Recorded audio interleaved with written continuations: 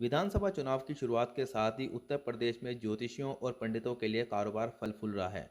राजनीति नेता और उम्मीदवार पार्टी लाइनों से परे नामांकन दाखिल करने और अपना अभियान शुरू करने के लिए अनुकूल समय के लिए ज्योतिषियों से परामर्श करने के लिए जा रहे हैं।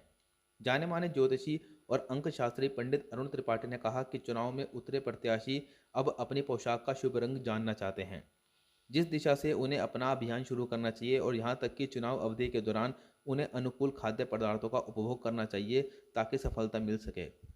कुंडली के दोषों का भी करवा रहे हैं पता। उन्होंने कहा कि कुछ उम्मीदवार ये भी जानना चाहते हैं कि उन्हें चुनाव प्रचार के लिए किस रंग का वाहन इस्तेमाल करना चाहिए।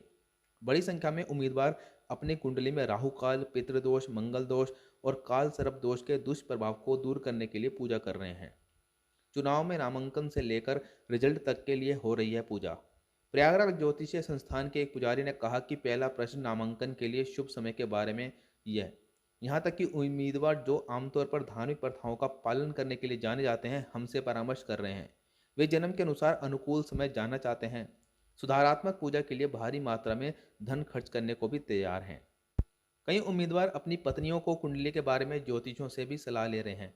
कानपुर के एक ज्योतिष आचार्य संदीप ने कहा कि एक मामले में मैंने पाया कि पत्नी की कुंडली में ग्रहों की स्थिति अधिक अनुकूल थी, और अब उम्मीदवार यह सुनिश्चित कर रहे हैं कि उनकी पत्नी उनके अभियान में उसका साथ दें। ज्योतिषियों की परामर्श के आधार पर बदल रहे हैं आते। उन्होंने कहा, जबकि उन्होंने अपने एक ग्राहक से कहा था कि हरा रंग उनके लिए किस्मत बदलेगा, और उन्होंने अब हरे रंग का कुर्ता पहनना शुरू कर दिया।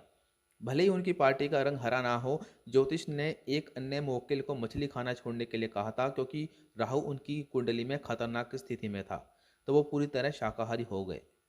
उन्होंने कहा कि ग्राहक हमें अपनी अंगूठियां और कंगन बनाने के लिए मुश्किल से 1 या 2 दिन का समय दे रहे हैं।